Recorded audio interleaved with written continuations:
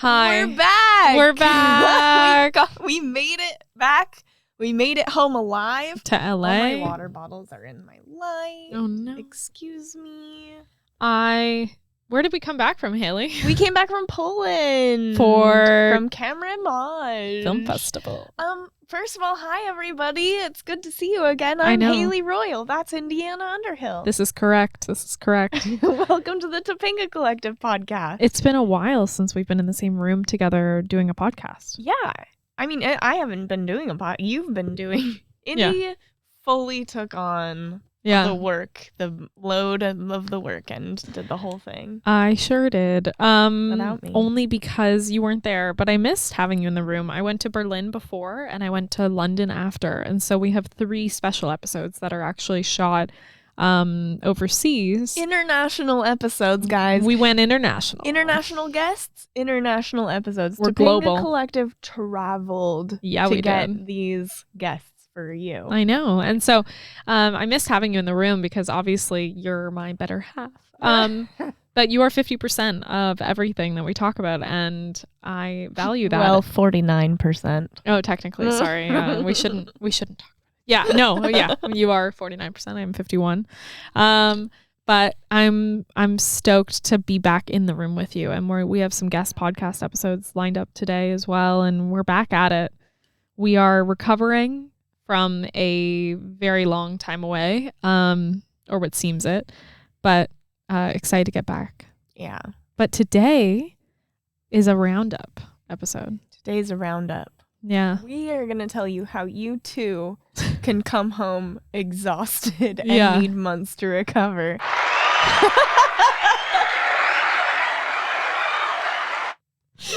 Yeah, we are. Because yeah. I have been talking about Camerimage on this podcast with you every now and again, a million times, let's be real. But regularly, bringing that up in anticipation. And you came. I did it. And we had a ton of fun. Mm-hmm. Now, did I undersell it? Did I oversell it? Where were the expectations where they met? The way that you talked about Camerimage, I was like, okay, like nothing's this good. You know, like I was like, I'm sure it'll be a good time. And it's, yes, it's important that I go now that we're doing this together. But then I got there and did all the things that you do when you're there. And I realized you actually maybe unintentionally undersold it. I would meet people and talk to people and be like, wait a minute, like this is way better than what she was telling me. I'm so happy to hear that. Yeah, I'm just blown away by somehow magically this camaraderie was achieved between the hierarchy in the industry feels very real here. It feels very concrete. And like there's really not much you can do to battle it except work hard and like try to prove yourself.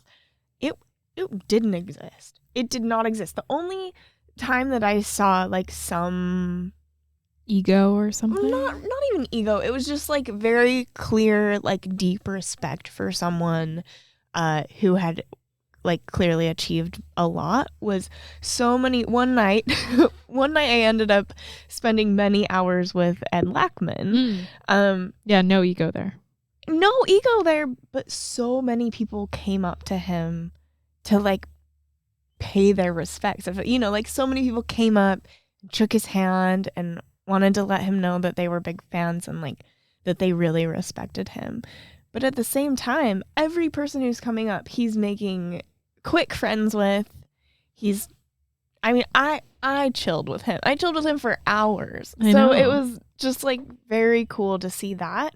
But then also all these people are coming up and also saying hello to me and being really kind to me, and I'm nobody, like it was just very cool that it's clear that everyone is there to meet people and to meet anybody. Yeah. Not just to like schmooze and not just to look for like who can do something for them the way it kind of feels here when you go to a networking event. And what I was expecting, it's not like that at all. Yeah. People were just there to hang out and have a good time with anybody. How did you feel being an actor there?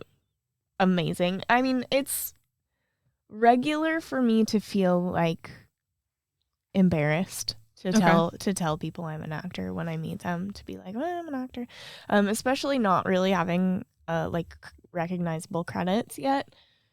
That's really hard because I feel like either I'm getting someone being like, oh no, she's gonna want something from me and kind of backing off, or someone being like, that's cute, like, good luck. Yeah, like, how's that going for you? You know, but I didn't get any of that there. No.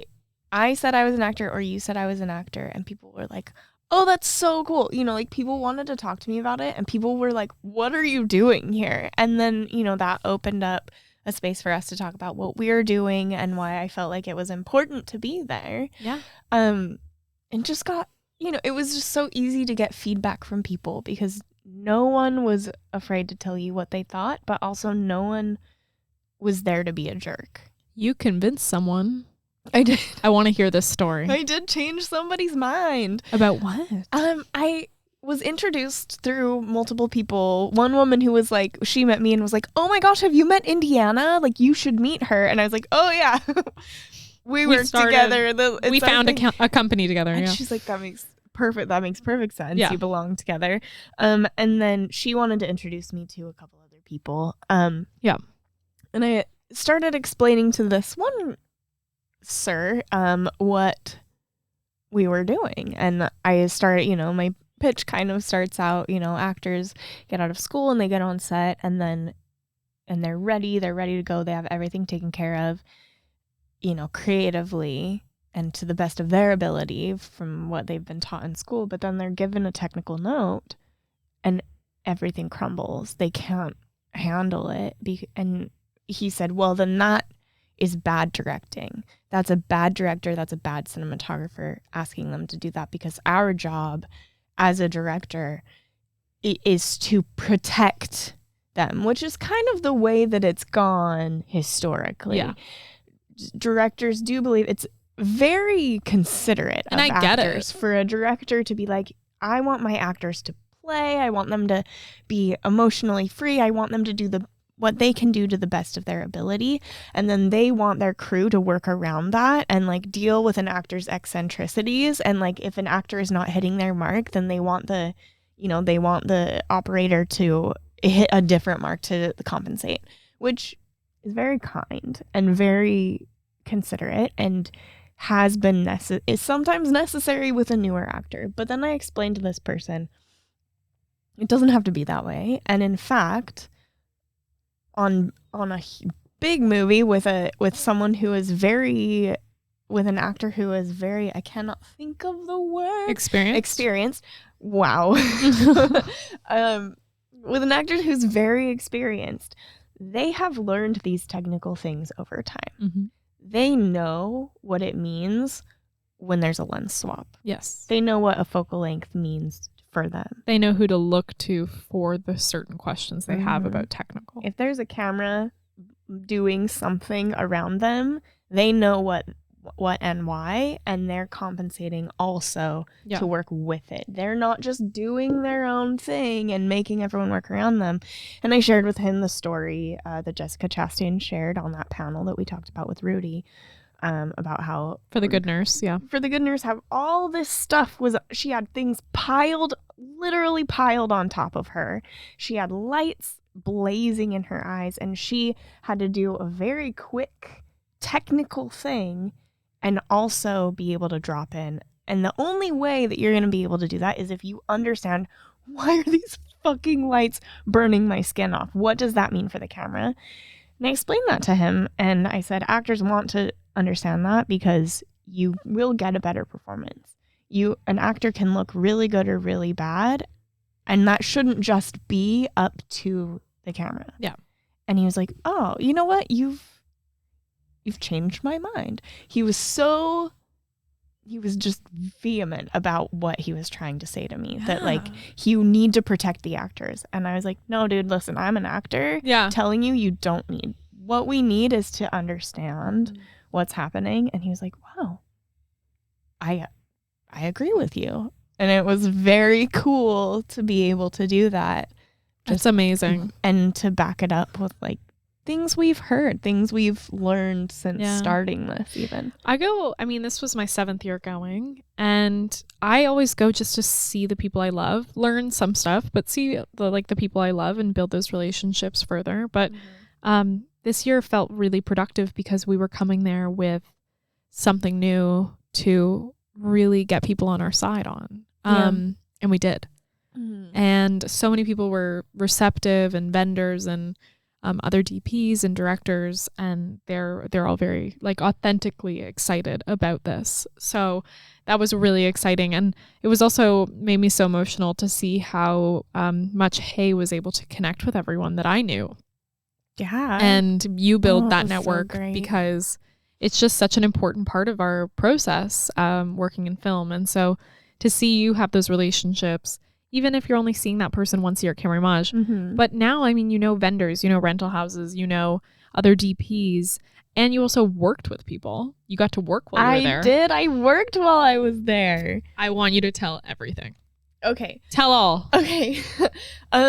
Before we went, Inde had this incredible idea of she sent my headshots out to people. She sent my headshots and resume to people and was like, hey, this actor is coming if anyone needs, a model for their workshops. Yeah. And I didn't do any of it. Inde totally just like took this and ran with it. I think we should be a management company as well. Yeah. We joked about it all week, but Inde's such a good manager. I feel like we should start a cinematography for actors management section with like a niche roster of actors. Very niche. You being the number one on that. And then Inde will drive our careers. I was truly so grateful for you because not only did you do that, you also followed up with people. You set up meeting, you got me together at parties with people who were doing workshops. People who you knew, and you're like, oh, you're doing a workshop. Haley is looking to do some work. She's here. She Use wants her. To be a model She's in the workshops awesome. if you want. And I ended up doing 2 workshops because of that. The first one with Markus Förderer. Markus Förderer, BVK and ASC, who has done Stonewall, the new Independence Day, Red Notice. A ton of stuff, but he's awesome. Amazing. That was with Astera, and it was all about highlighting Window to the Soul. Yeah, and that was really cool because, I was up there, I was modeling, but I also had so much context from the work that you and I have been doing together that I felt like I understood a lot of what he was saying, and I also could give him things during the workshop that I knew would 100%. Make the workshop go a little bit easier for him without him having to be like, hey, can you stop moving? Or can you look up, or can you not move back and forth? Can you not blink your eyes? Where's for your a eye few line? minutes? Things like that where I wouldn't have had context at all to be able to do that. So that was very cool. And that reception wise had line out the door that it took 30 minutes to load everyone in. It was like 400 people. Yeah, the workshop started, but it didn't start because they just had to keep getting people seats and find stuff. And in that workshop, Markus, it was great. I have some footage. Well, I'm going to see if we can get that footage to use from Astera. He said that it'll be uploaded on Camerimage, so we can download. But what were your biggest takeaways from that experience? Highlighting. Did it solidify a lot of the concepts and stuff? Yeah. Highlighting, I think that we have talked mostly about how you can use an highlight that's far away, or it's stationary somewhere and it's used to just give you a little bit of a spark. But he exemplified that there's also a way to really bring out more of your eye. Yes. Something that he said in his presentation was that no two eyes are alike. So it's like a fingerprint. And there are ways that you can use light to really bring that out and to show, not just an individual identity of someone, but it really is something that the camera can pick up on that the human eye cannot. So if you can use a way to if you can find a way to really bring out someone's eyes, an actor's eyes, the audience is going to be able to feel with them in a much deeper way than simply if you don't like set up a ring light somewhere. Yeah. And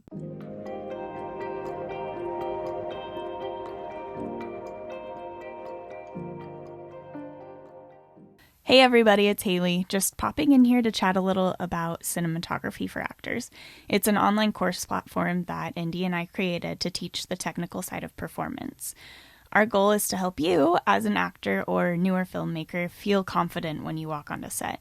We release new classes monthly, and you'll also find tons of free downloadable content. We recommend our subscription, where you'll have unlimited access to all of our existing courses, bonus materials, and those new monthly releases. Our listeners can use code TTC Podcast for 20% off a monthly membership of the entire collection. That's TTC Podcast for 20% off your card at checkout. Okay, now back to the episode.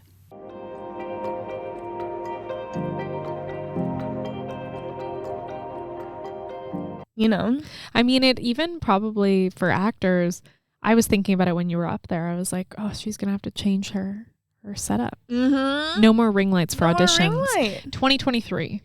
Because let's get rid of ring lights. Saying? He said something about ring lights about it being it becomes unsettling because it becomes your iris instead of your actual. So your iris is just like a big. Instead, you should shoot from the side that eye light, because then you can still get all the color and the detail, and so people are better able to connect with the camera and identify. And so, and in turn for audition, that would be like casting directors and stuff, obviously. Yeah. So that's I think we got to ban ring lights for auditions in 2023. Move ring lights. Yeah. Move ring lights somewhere to else. the side. Ring lights cannot be like your main light. We can't get away with it anymore. Your eye light because it's taking away from you, who you are, and what you are. Like that. Yeah, that's a big thing that I realized was like, oh shoot, like maybe I'm doing myself a disservice by using that ring light. Maybe we're losing in your audition the most crucial part, which is the connection and the eyes. And because for auditions, your eye line's always pretty close to the camera. Yeah. It's like a cheat. It's almost like a cheat. It's really close to the camera, but it's essentially not my eyes anymore. If it's taken up by the ring. It's just a ring light. I know. Which is something we figured out. We're going to redo this setup again. Yeah, we are going to another round two. Another round two. Yeah. On YouTube, you can check out that first one. And then follow up to the Astera workshop. Oh my gosh, yeah. So what was the next one, Haley? The next one was Arri. Okay. It was so cool. It was so amazing. Let me just say that this is the biggest workshop. It's like the flagship workshop every year that happens, and people pile into a huge gym, and it's like people are standing to try and get in, and like it sells out immediately, and it's an all-day event, and they take top DPs and they make them break down an entire setup with a full crew. Mm-hmm. Before they even opened the doors for that, there were like 50 people who had like used their connections to the people on the crew to get into the workshop. Like there were already people sitting in seats ready to go before the doors even opened. Like that's kind of nuts. Yeah. And it's so, okay, explain this multi-day process. Okay. So there was a rehearsal. They called us to a rehearsal and it was a full day. It was an 8-hour rehearsal. So got there in the morning. There were 4 other actors. And they had like built a set probably a few days before. Yeah. A full crew was there. They were ready. Yeah. They were setting things up. They were lighting. It was basically like when you walk onto a set for your first rehearsal of the day. And then they called us in and they placed us. And we got, like there was a cross, so I came, in through a door and Haley was the only one to get a close up and a wide. Camera was on her the whole time. It was very me-centric, which I loved. People asked me at the parties, afterward, like how that felt, and I was like, "Are you kidding? There were 500 people looking at me on a jumbotron." It was the best day of my life. And I love that kind of and we should really give a shout out to the DP there. Yeah, Cory Geryak. Yeah. Cory, one day, instead of doing Indiana Jones, Cory Geryak lit me. Yes. It was incredible. Yes, he had just come off the new Indiana Jones. Amazing. And now was lighting Haley. And this guy also, he was amazing. So amazing. Just I love so him. good at what he does and so kind. Again, people just like warm people who are like, hey, let's work on something cool together. But we should really like talk about, I mean, so yes, you worked with Cory, but you also had built a relationship with him for days prior to that because everyone's in one town for a whole week. Yeah. And they're all together. We're all together at the same events, 5-6 events a day, seeing each other. And so you went into that. Think about this, right? Like if you were to take this into like a set environment, right? If you had a relationship with the people on set, you know how much more comfortable you would be as an actor in front of the camera? Yeah. Like if you had I totally know exactly what you mean because that day I could have been sweating bullets knowing who Cory was and the work that he had done if I hadn't met him previously. And even Nils, even Wick, like the other, Wick was dolly gripping. He is like one of the big heads, the honchos at Fisher.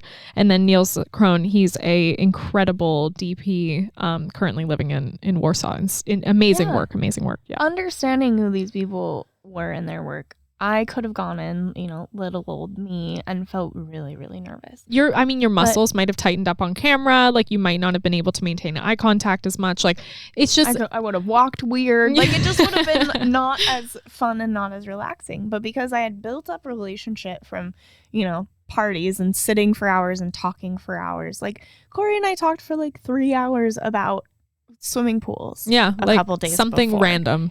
So it was really easy to just like walk on set, walk into the workshop and like say hello and give everyone a hug. Like 8 hours morning, together. Hey guys, what's up? And it was so such a nice day. Yeah. It was such a nice day. And that's like the reason why we keep talking about building a community is because like imagine it's not even like you're meeting someone at a networking event and like expect work from them. It's like you're meeting them at a network event to form a beginning of a relationship with them that hopefully turns into something where it's like honest and vulnerable and authentic and you continue to see each other as we work in this industry for a decade, decades. So you being able to form that is like kind of like this micro example of what we can do to this industry if we get actors involved earlier on. And it was great to see you on that Jumbotron. I have so many good photos for that. Inde at one point raised her hand to ask a question and said, wow, our actress has great skin. Yeah, I did. I said, wow, our actress, our actress has great skin here. How would you do it if there was more problematic skin? Blah, blah, blah. Because everyone was asking technical questions. Yeah, you didn't just raise your hand to compliment. Yeah. Oh my God, no. Too embarrassing. But that's what I heard. Yeah, I did cry when she walked out because he goes, can we bring everyone out? Hey and friends. Hey and friends. Hey and friends. Yeah, and then she had a cross multiple times. Anyway, gushing. It was wonderful. It was great. And okay. The schedule of Camerimage. How would you describe the day-to-day versus what was planned and what was executed? Okay, so first of all, you can't do everything. You cannot. It's impossible. There's no way that you're gonna like work in some workshops and work in like I was so cute and you were so sweet because it, looking back, it was pretty cute and naive of me to like I built a whole itinerary beautiful itinerary from start to finish of all the things that I wanted to do. There were some workshops in there that I wanted to take. There were some some films that I wanted to screen. There were, and then I was like, oh yeah, we'll go to a couple party 7 o'clock to 11 p.m. And then we'll be in bed so that we have time to get up and go, watch a movie in the morning. And he was like, this looks great. We have to put a lot more parties in here. Yeah. And you explained to me that the important part, the reason that we were going was to make connections. And the way we were going to do that was spending time in the exhibition hall. What was that called? What was the name of that? Hall. The expo hall. And like talking to people during the day, and then which is where all the vendor booths are, where you can get coffee and beer and support yourself somehow, and a secret champagne bar. Secret champagne. And then at night the parties were the main event and they were important. It wasn't just like go get really drunk and dance all night. Yeah. You would go, you would have a drink, and you would build a connection with somebody, and then you would go to the next party, and maybe they would show up there too, and you'd be like, oh, hey, you're here too. You'd have another drink, talk to some more people, and then thank God that you were there, because I would have been so overwhelmed by how many parties we had to go to and what's every worth night. attending and what's not. Parties started at 4 p.m. and went until happy hour 6 was a.m. 4 o'clock and went until 6 a.m. And then some people would go to the club until like 7 or 8 a.m. Like, just everyone was up all night making friends with each other. I mean, because people talk about, and this is why I'm always like correcting people, because like you can have very different types of Camerimage. You can do the complete opposite of that. Like, there's no rule. The reason we go is for the people, but it's not like you're just like dancing and partying and like taking drugs. It's like you're legitimately talking to people. Like, imagine a day job of talking to people. You're talking to people from 4 p.m. when that happy hour starts. I mean, even before that, because you're with vendors at the expo hall. So you're getting, from the moment you wake up in the morning, you're talking to people until you go to bed at 4, 5, 6 a.m., whatever you want. And yes, there's drinking involved, but you're not really that drunk. Like, you're just kind of like taking a drink over an hour, another drink over an hour. Like, I don't think I got drunk once. Same. I don't think I got drunk at all. Because it's just so many hours. You're drinking a drink slowly while you talk about anything with somebody. Yeah, I mean, for hours. It's kind of crazy to think about how much talking there is. Oh, and that tomato soup. Oh, so many soups. So good. The best tomato soup in the world. The Boulevard Hotel in Turun. The Boulevard Hotel, Camerimage. You got to get there. You got to try this soup. Yeah. I'm not kidding. Yeah. And so how would you describe to people the industry events, the parties we went to? What happens at them? A lot of talking. Dinner. Yeah. A lot of dinner, a lot of talking. Yeah. So, I mean, there were different, there were like small drinks here and there where you were like really making, the small drinks felt so important to me. They are, I think. Because they're like, and by that we mean the happy hours and like the events in addition to the main event. Yeah, like they're not the big event that you like get the coveted ticket for. It's just someone decided they wanted to set up a ladies' night one night, and it was Roscoe. Yes, it was incredible because it was just a bunch of girls getting together, and then boys came too. Yeah, but it was to start us off. Yeah, ladies were just hanging out, chatting about everything, friends, and it just felt so real. And I don't know, it's hard to imagine that you go to an industry event here in LA and you find friendships the way that we found them there. Yeah, it's because everyone is like, imagine taking a vacation from their life to work, but to go to this small town to it's hard to get to. We're taking there's no airport there. I mean, we're taking flights, trains, car rentals, like subway, whatever, just to get there. There was a WhatsApp of people being like, I'm getting to the airport at this time. I have 5 places in my car. Who wants to ride with me? Yeah. Like, people just being like, hey guys, how are we getting there? It's not easy to get to. From before we even got to the festival, there was like people teaming up to help each other get there. And that's why I love it, because in LA you have like 1-2 hour event and then you go back to your house. I mean, it's like, but it's like you're solidifying those relationships every day that you were there. So the first day you're like, oh, good to meet you, whatever. Then the next day it's like, oh, good to see you last night, man. That was crazy. And then the next day you're like, are you coming tonight? You're coming, right? I'm inviting you to that thing. And then you get them in the WhatsApp group. And then the next night you guys are out getting dinner, and then you're like, we should go to that, right? Like, but the first night you met was just like, how are you? Good to meet you. Like, really great to meet you. You know, and then you're like seeing the breakfast and we're all like, oh my God. Everyone's hungover together. Yeah. And so I like cannot express how good of a thing this is. Like, what would you say to actors thinking about going to Camerimage? Do it?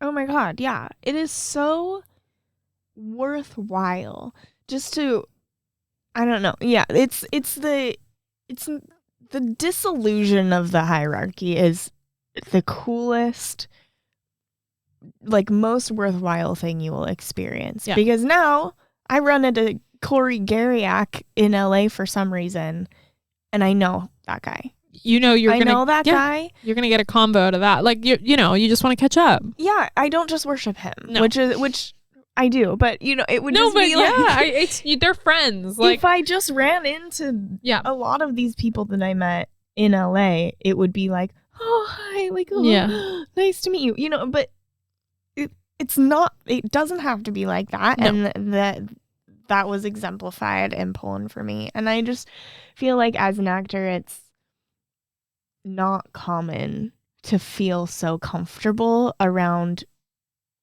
so much crew. So many people who work on crews regularly. Yeah. And vendors too. There's camera why houses. would I feel comfortable around vendors? Yeah. You know, it was just so cool to like have no skin in the game, but also be making these real relationships that feel authentic. Yeah. Authentic. I think that honestly, actors, we're paying $300 to $1,000 every month on our acting classes to try to become better actors, to try to somehow figure out how to work our way in. And I think honestly, if you take November and December off so that you can afford to go to this festival in particular, it's definitely worth your let's time. talk about costs. Let's really sell it here. The flight's the most expensive part, and I told you that. I'm like, look, your flight's gonna be expensive. It's gonna be $600. Like, it's like $700. I think I found a flight. What was yours? $400. Told getting myself there eventually. I think it ended up costing about $600. Yeah. So $600. We split an accommodation with Anna Goodbrands, who's a DP in Iceland, one of my best friends, and then Sydney Rubeau, who is a director in LA, who we went to AFI with, and it cost us $150 for 9 days total. We each paid $150. Yes, for 9 nights. And it was a 2-bedroom, laundry machine, a living room, kitchen. It was bathroom, so cute. Separate toilet. It was the cutest.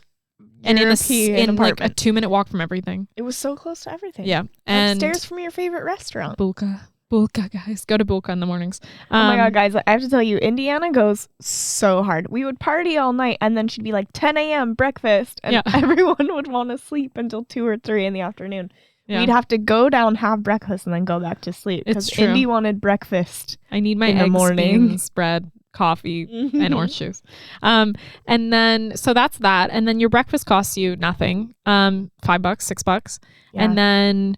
Seriously, like $6 for a full everything I just listed: coffee, eggs, beans, bread, orange juice, fresh orange juice, everything. Yeah. So big orange juice, big latte, big or small, big scrambled eggs on butter, exactly. And then all of the events you're going to are sponsored. So through the day, you're getting coffee, tea, food at the vendor things, and then at night it's all sponsored as well. So. And most people are on company cards for the vendors. So if you're going out to dinner with them, it's always taken care of. So and even if you're getting one meal, it's like $4 or $5 for a meal. Like, you're really not spending anything. And I think that's what I find amazing, because when I was 17 and I went for the first time, I could not afford anything and I was able to make that work. And so I just think knowing performance, knowing skills, like having experience is all one thing, but then also like it's the people you know.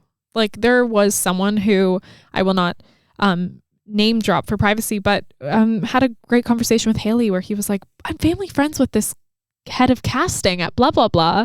I need to introduce you. Crazy. Like, it's just small things like that where you're having a conversation about something so random, like a swimming pool for an hour about like, so what color did you make the bottom, for an hour. And then at the end, they're like, oh, by the way, you're an actor. Completely like, let's connect when we're back in LA. I mean, it's just like, it's as simple as that. And that's the stuff that's going to take you to the next level in this industry. It's everyone's like, it's who you know. And it is, but not in an annoying way, but just in a communal way. Yeah. So do it. It's crazy good, guys. It's crazy good. Oh, in the past, I mean, it's like $60, unlimited masterclasses, seminars, movies, and entry to the club if you do the club. If you have time for workshops. Yeah, crazy. But that's Camerimage. Menaki Brothers in Macedonia. We might be doing something with them. Stay tuned. We tuned. just started talking about it, so we don't know yet. But Thanks to Camerimage, we might Thanks be to- doing something at Menaki Brothers in Macedonia. yes, exactly. What? Let's see, August 2023. So biggest thing, we have our first event. You want to announce it, Haley? Yes! Oh my gosh, you guys, we are hosting our first in-person event. In LA. Do the thing. Sorry, I know you meant. I meant this one. That's right. In-person event. Yeah. We are so grateful. Zeiss, where we recorded a couple of our first workshops. Yeah, classes. We're so lucky that they have invited us back. And so they're sponsoring an event. They're sponsoring an event. So it's in partnership with Zeiss, Cinematography for Actors meets Zeiss. Yeah. At their cinema demo room. Yeah. It's invite only. So if you are interested, please DM us because we do want people there. But we have to kind of keep numbers low for the first little bit. Yeah. Where we will be teaching a course with the people who work at Zeiss. Yes. So they're going to teach us about lenses. Yeah. We are going to teach you about lenses. It'll be a select group of invited actors.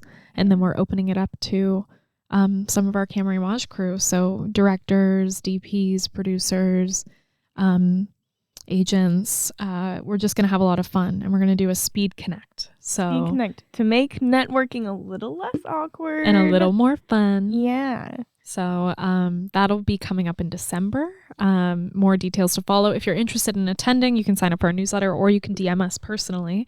It's gonna be great and it's free. It's free. There'll be snacks. And drinks. Yeah. And then we have one other announcement as well. What came out today, Haley? Oh my gosh, you guys, we're journalists. We're journalists. We're writers. We wrote an article for No Film School, and that dropped today. Yeah. We're very, weeks ago, maybe. Depending on when you listened.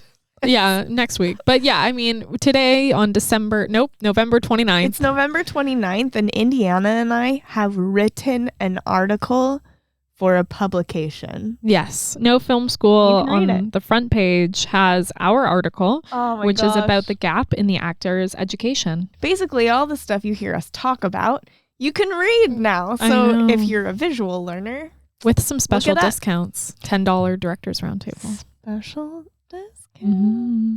Get your discount. So we're really excited to welcome more people to our community and as well continue. This allows us to continue doing what we love to do, which is bringing transparency to this industry, one podcast episode at a time. And building a community. Yeah. We're getting there, guys. We're getting there. Thank you so much. This is a great little roundup episode.